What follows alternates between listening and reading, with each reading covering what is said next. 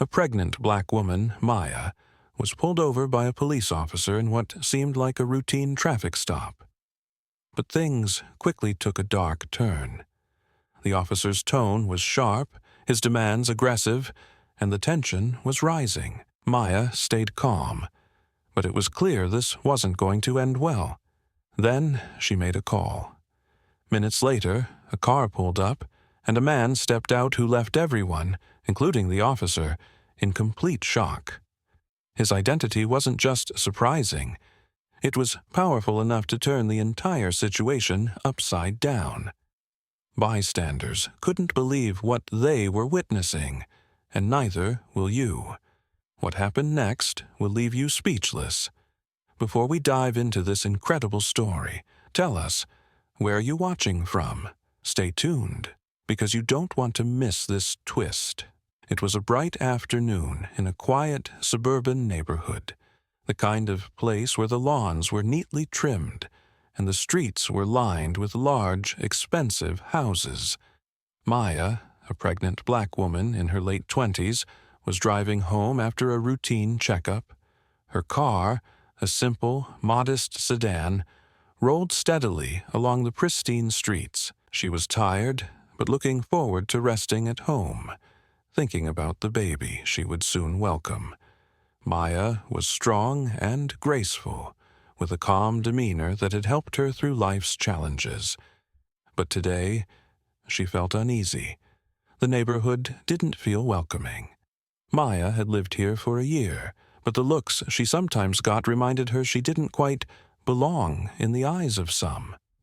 Then, out of nowhere, red and blue lights flashed in her rearview mirror. Her chest tightened as the sound of a siren filled the air. A police car was behind her. Maya's heart raced, but she pulled over, unsure of why she was being stopped. She checked her speedometer. She hadn't been speeding. She had done nothing wrong. The officer who stepped out of the patrol car was Tom. He was in his 40s, tall, and had a cold, hard expression. Officer Tom had been on the force for years, and while he told himself he was fair, his actions often showed otherwise. He believed he could sense when someone didn't belong, and to him, Maya didn't.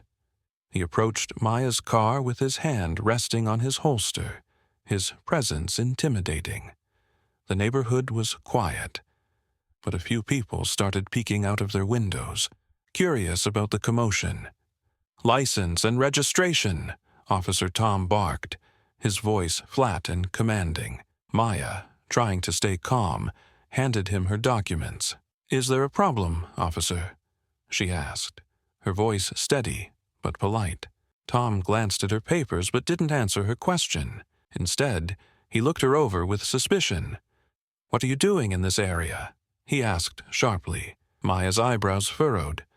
"I live here," she said, pointing to the address on her license, but Tom didn't seem convinced. "This car doesn't look like it belongs here," he muttered under his breath, loud enough for her to hear. Maya felt a wave of anger, but she stayed calm. "I've done nothing wrong," she said, her voice firm. "I'm just trying to get home."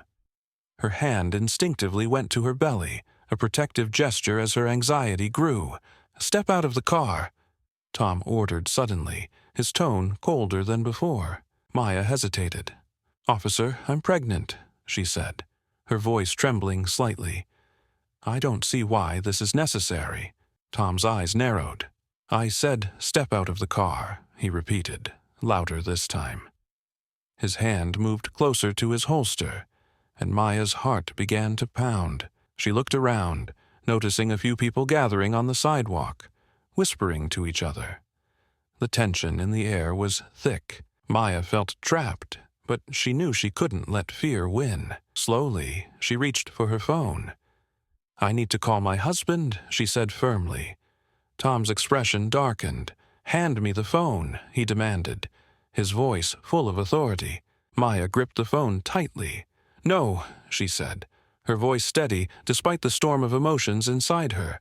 "I have the right to call my husband." As she dialed, the whispers from the growing crowd grew louder.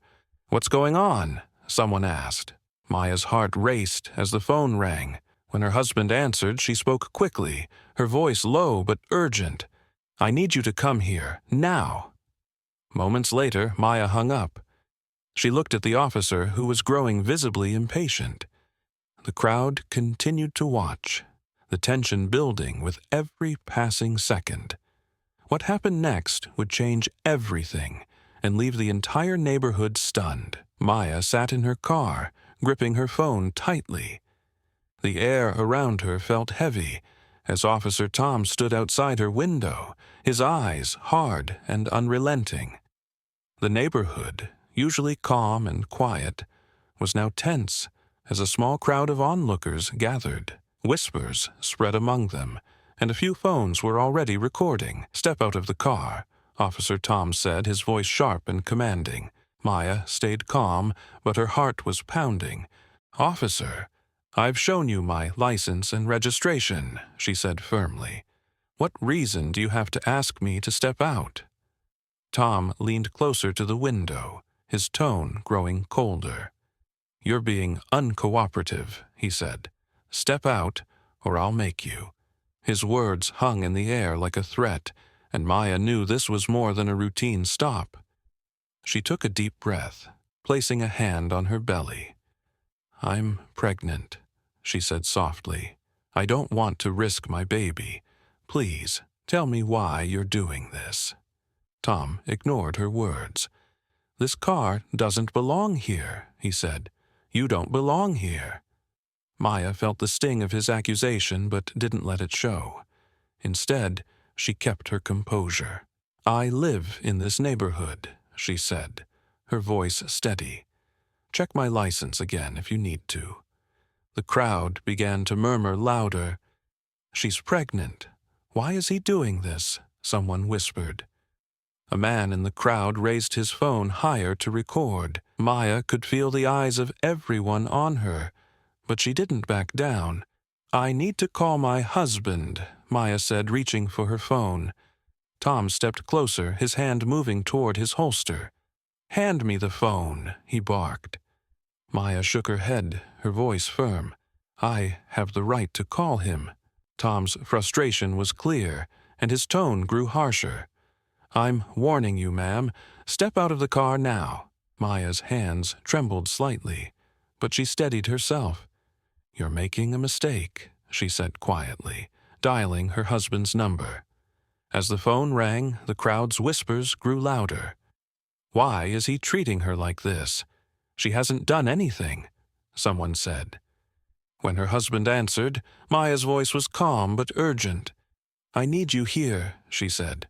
"Now." She hung up and looked at Tom. "My husband is on his way," she said. Tom smirked, dismissing her words. "That won't change anything," he said. Minutes later, the sound of an engine cut through the tension. A sleek, black car pulled up to the curb, and everyone turned to see who it was. The door opened, and a tall, confident man stepped out. He was dressed sharply in a tailored suit, his presence commanding immediate attention. The crowd fell silent. Even Officer Tom paused, his expression shifting slightly as he watched the man approach. Maya's husband walked straight to her, his eyes full of concern. "Are you okay?" he asked gently. Maya nodded. "I'm fine now," she said. Tom cleared his throat, trying to regain control of the situation. "Sir, this is a police matter. I need you to step back," he said. But the man didn't budge. Instead, he reached into his jacket and pulled out a badge. Holding it up, he spoke calmly but firmly. "I'm James Carter, federal attorney." Gasps rippled through the crowd. Tom's face went pale and his confidence wavered. He stammered, I didn't know." James's expression hardened. "No, you didn't know," he said, his voice sharp. "But you assumed. You assumed she didn't belong here. You harassed her without cause, even though she followed every rule." Tom opened his mouth to respond, but said nothing. The crowd, now fully engaged, filmed every second. Maya stood beside her husband, her head held high. The shift in power was undeniable, and Tom looked lost for words. "You owe my wife an apology," James said, his voice low but full of authority. The crowd waited, the tension still thick. Tom hesitated, his pride battling with the reality of his situation. The moment hung in the air, and everyone watching knew this wasn't over yet. What happened next would change everything for Officer Tom and the community around them. The street was now crowded with neighbors and onlookers. Some whispered in shock, while others openly recorded the unfolding drama. Maya stood by her car, her husband James at her side, as Officer Tom faced them with a mixture of anger and unease. The tension in the air was so thick it felt like time had stopped. Tom's face was pale, his eyes darting between James's federal badge and the crowd. His confidence from just moments earlier had crumbled, but he refused to back down completely. "Sir, I was just doing my duty," Tom said, his voice defensive. "She wasn't cooperating, and I had to follow protocol." James took a step closer, his calm demeanor unshaken. "Protocol?" he repeated, his voice sharp but controlled. "Your protocol involved pulling over a pregnant woman without cause, escalating the situation unnecessarily, and harassing her because you assumed she didn't belong here. Is that what you call doing your duty?" Tom stammered, struggling to respond. I thought there was suspicious activity," he said weakly. The crowd murmured louder, their disbelief evident. James raised his voice, not to shout, but to make sure everyone could hear. "You didn't think. You judged. You saw a black woman in a modest car and decided she didn't belong in this neighborhood. That's not suspicion, that's bias." The words hit Tom like a hammer. His jaw tightened, but he didn't respond. Maya watched silently, her hand resting protectively on her belly. She could feel the strength in James's presence, but she also felt the weight of the situation. This wasn't just about her, it was about something much bigger. James turned to the crowd, addressing them directly. "How many of you have seen this happen before?" he asked, his tone steady. "How many times have people been judged, harassed, or worse because someone assumed they didn't belong?" The crowd nodded, murmurs of agreement spreading through them. A woman spoke up. "It's not right. She's one of us. She lives here." Another man added, "We've seen this happen too many times. It needs to stop." Tom's discomfort grew. He shifted on his feet, his confidence all but gone. James turned back to him. "You owe my wife an apology," he said firmly. "Right here, right now." Tom hesitated, his pride fighting against the inevitable. He glanced at the crowd, then at James, and finally at Maya. I'm sorry," he said quietly, his voice barely audible. James didn't let him off the hook. "Louder," he said. "Everyone here deserves to hear it." Tom's face flushed with embarrassment, but he complied. "I'm sorry," he said, louder this time. "I made a mistake." Maya nodded, but didn't say anything. The apology felt hollow, but it was a start. James wasn't done yet. "You'll also be reporting this incident to your superiors," he said, "because this isn't just about an apology. It's about accountability." Tom nodded reluctantly, knowing he had no other choice. The crowd erupted in applause, cheering for Maya and James. The tension that had gripped the neighborhood began to ease, replaced by a sense of justice and unity. As the commotion died down, Maya turned to James, her voice soft. "Thank you," she said. James smiled at her, his expression full of pride and love. "You didn't need me," he said. "You were strong on your own.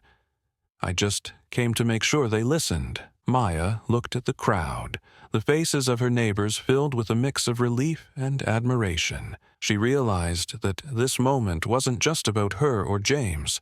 It was about everyone who had ever been judged unfairly. It was about standing up for what was right, no matter the odds. As Officer Tom retreated to his patrol car, the crowd slowly began to disperse. Some approached Maya to offer words of support, while others simply nodded in respect. The atmosphere had shifted. The quiet neighborhood was no longer silent. It was alive with a renewed sense of purpose. Maya and James walked back to their car, hand in hand. The ordeal had been exhausting, but they knew it wasn't the end. There was still work to be done, conversations to be had and changes to be made. But for now, they were grateful for each other and the strength they had found together. Before getting into the car, James turned to Maya.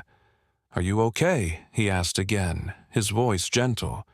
She smiled at him, her eyes glistening with tears of gratitude. "I'm okay," she said, because we stood up and they listened. As they drove away, the weight of what had happened lingered in the air. But so did a sense of hope. A hope that this moment would spark something bigger, something that would make a difference not just for them, but for everyone. As the crowd watched, stunned by the unfolding events, the atmosphere remained thick with tension. Officer Tom stood by his patrol car, visibly shaken. His confidence and authority had crumbled under the weight of James's calm but powerful confrontation. Maya, still standing tall beside her husband, could feel the tide turning. But what happened next would leave everyone speechless. James stepped closer to Tom, holding his federal badge up for everyone to see.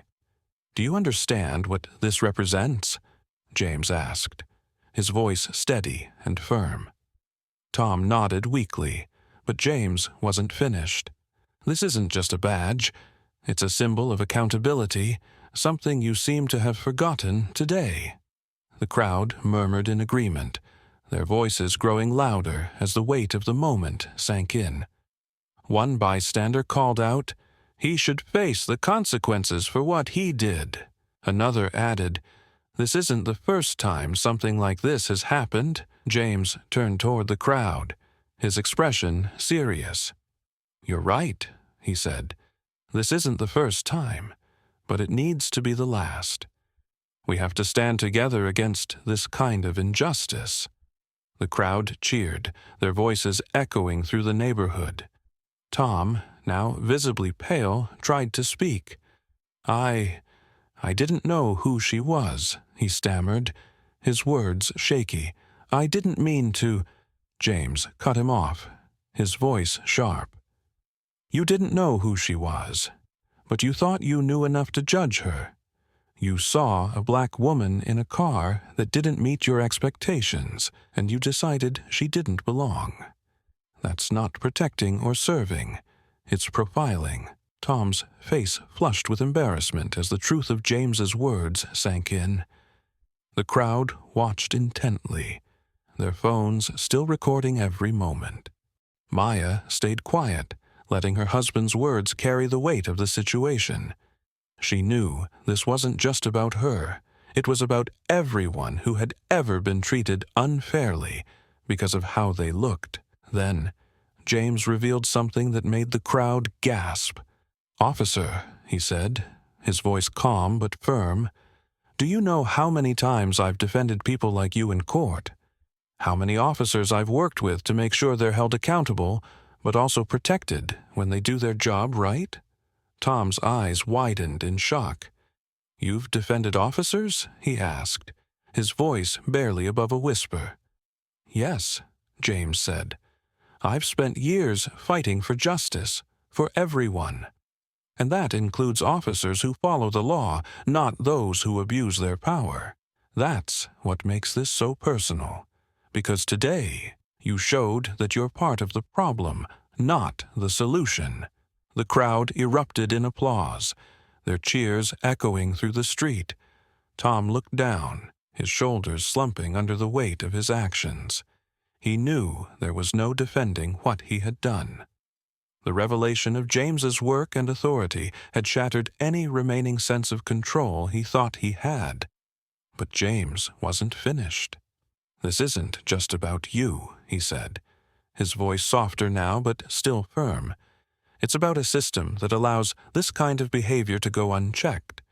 It's about making sure my wife, my child, and everyone else can live in a world where they don't have to face this kind of prejudice." Tom looked up, his eyes meeting James's for the first time.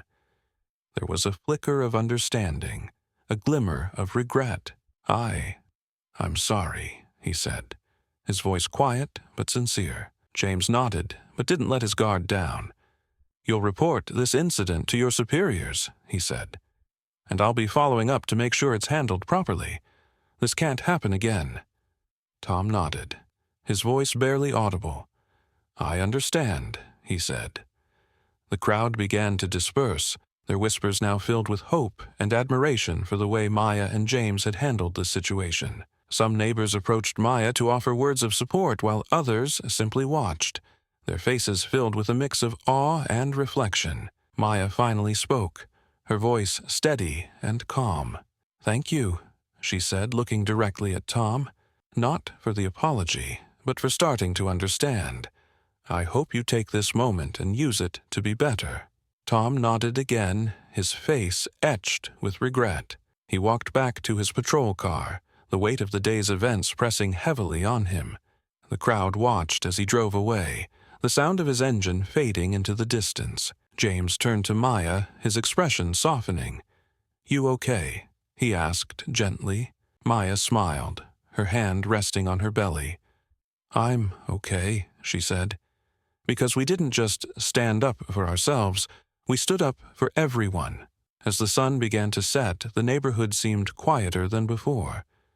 But this wasn't the silence of tension. It was the calm after a storm. A storm that had shaken the community and left behind the promise of change. The neighborhood had returned to a strange calm as the patrol car disappeared down the street.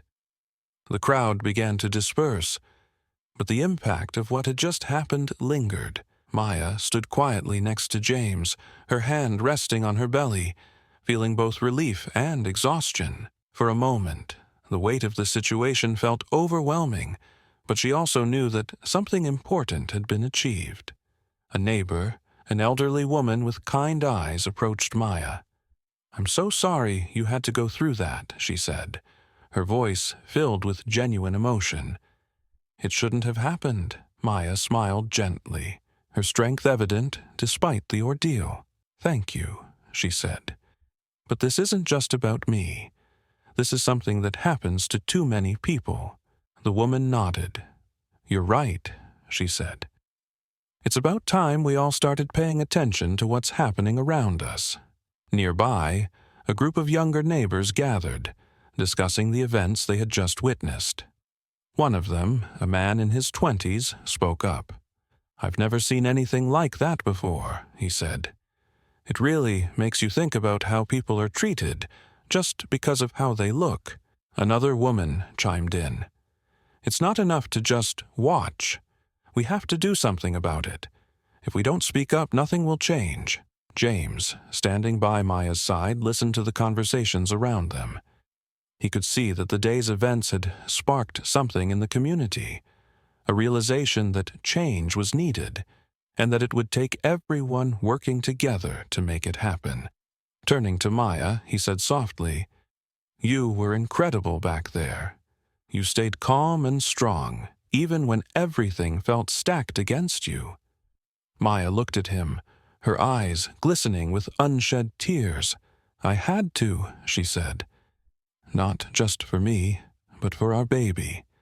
I want our child to grow up in a world where this doesn't happen." James reached for her hand, squeezing it gently. "And, because of you, we're one step closer to that world." The videos of the incident, recorded by several bystanders, had already begun to spread online.